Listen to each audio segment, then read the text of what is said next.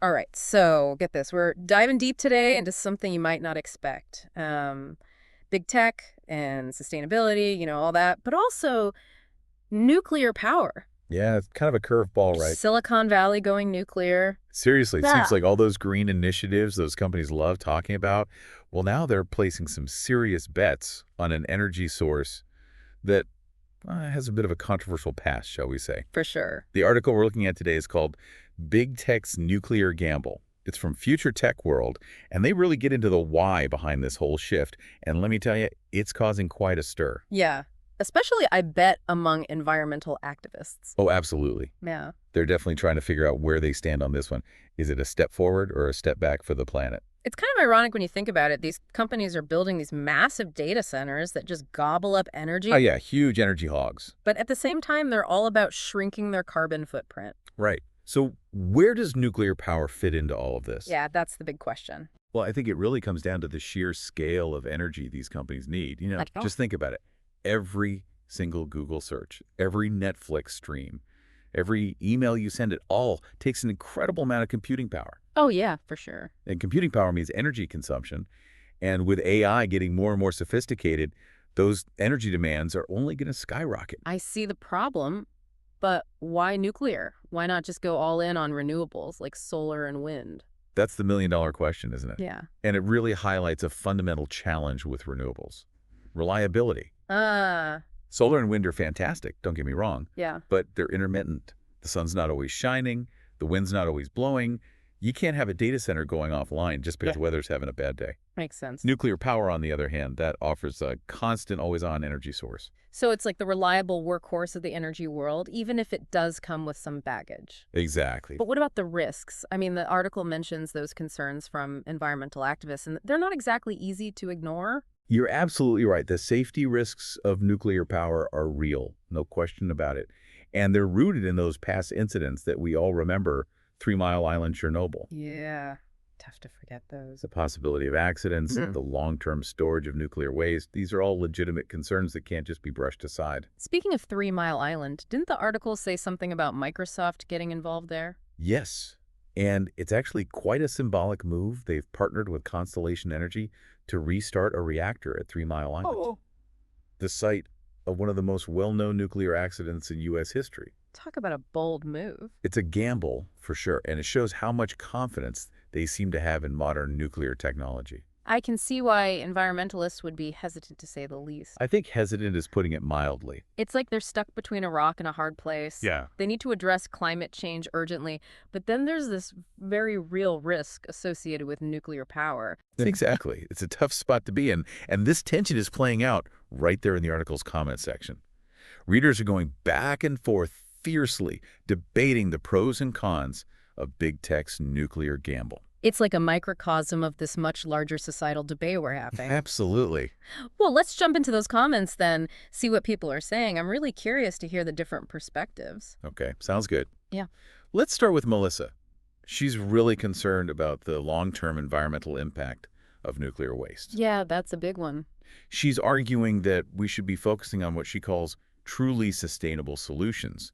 And her viewpoint really gets to the heart of the anti-nuclear argument. Makes sense. I mean, it's not just about the immediate risks of an accident, right? Right. It's about the long-term legacy we're leaving for future generations. What happens to all that nuclear waste? Where do we store it safely for thousands of years? Yeah. These are questions that have haunted the nuclear industry from the very beginning. You're telling me. And then you have Emiliano, who comes in with a totally different take, like a 180. Oh, yeah, Emiliano. He's basically saying climate change is a way bigger threat than nuclear waste. So to him, nuclear power is a necessary gamble. Those were his words.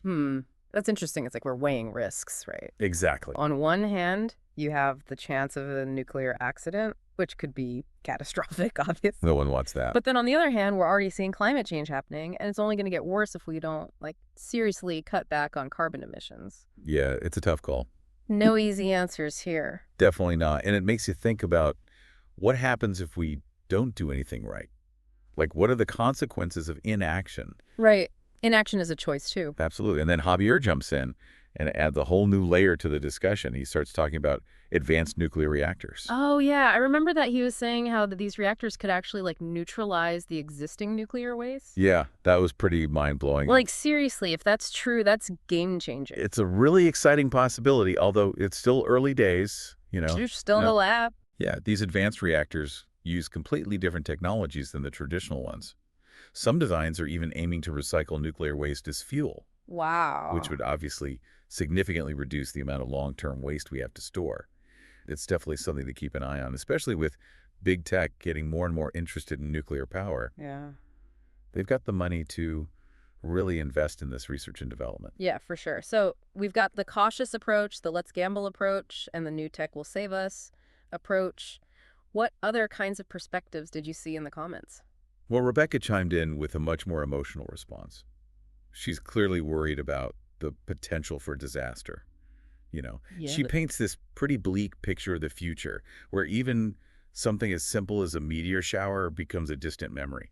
It's a powerful image for sure, and I think it speaks to a deeper fear that a lot of people have that we're sacrificing the beauty of our planet for these quick fixes. I think you're right. Yeah. Rebecca's comment reminds us that this whole debate isn't just about numbers and data, you know? Yeah, it's about our values, our fears.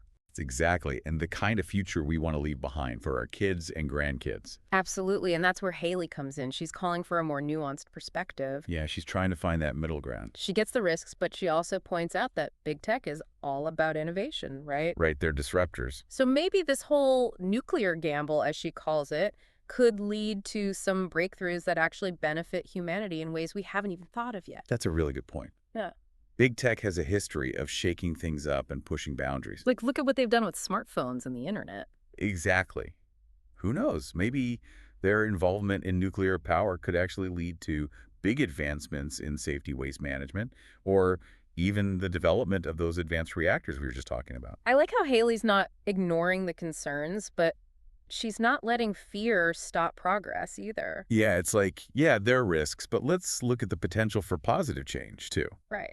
Got to keep an open mind. Definitely. And that kind of thinking is often what leads to those big breakthroughs. For sure. So what else is out there in the comments? Well, then we have Jordan. She comes in from left field with a totally different angle. She connects this whole big tech gamble to the idea of resilience and overcoming obstacles. Okay, that's interesting. How does she make that connection? Well, she talks about Patty Ciolfa's music and Bishop T.D. Jake's health journey. Hmm. Both of them faced some serious setbacks in their lives, but they persevered. Yeah. And to her, big tech going nuclear is another example of that same human drive Yeah. to innovate and adapt when things get tough. I can see that, like, throughout history, we've faced these seemingly impossible challenges, and somehow we found ways to overcome them. Yeah, it's kind of amazing when you think about it. So maybe this is just the next chapter in that story. Maybe you're right. It's a good reminder that even when things seem bleak, human ingenuity and our ability to bounce back can really surprise us. I like that, but not everyone is buying into all the deep thoughts and metaphors. Oh, no. Everly, for one, she's not having it. She's pretty frustrated with all the poetic language and vagueness. Yeah, she wants to cut to the chase. She wants concrete solutions, not just abstract ideas. It's understandable she's demanding that we focus on the practicalities, the science, the engineering, the actual steps we can take to minimize the risks and make sure everything is done safely. It's a call to action, for sure. Yeah, she's holding everyone accountable. I can see how that perspective is super important in this debate. We need those big thinkers, but we also need the people who can take those big ideas and turn them into reality. Absolutely. It's that balance between dreaming big and getting things done that leads to real progress. Okay, so where do we end up with all these different opinions? Well, lastly, we have Ella Parks, Mm-hmm. and she seems to be looking for some common ground Oh. amidst all this back and forth. Makes sense. Everyone's pretty fired up. Yeah, she wants a future where environmental activism and technological advancement can coexist, like work together. That would be ideal. She uses this beautiful analogy of an orchestra with all these different instruments playing together in harmony. I love that it makes you wonder if big tech's nuclear gamble could actually be the thing that brings everyone together. Maybe it'll spark a new kind of collaboration. It's like we're at this crossroads, and big tech's actions are going to shape the future of energy technology and environmental activism for years to come. It's a lot of responsibility. Wow, it's a lot to take in. I'm still wrapping my head around all these different viewpoints. We've got safety and waste worries, hopes for innovation and progress, and even some deep thoughts about human resilience. Yeah, it's pretty fascinating, right? Yeah. What really stands out to me is how this debate goes way beyond the technical side of nuclear power. It's tapping into those bigger societal anxieties we have about climate change technology and the role of corporations in shaping the future.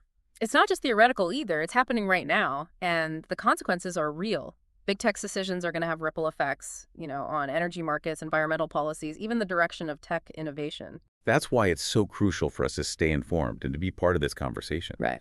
It's easy to get caught up in the headlines and all the hype, but we need to dig deeper to really understand the nuances and to think critically about the arguments from every angle. It's like we need to develop this nuclear literacy, right? To be able to understand the science, the risks, the potential benefits, and what all the different choices really mean.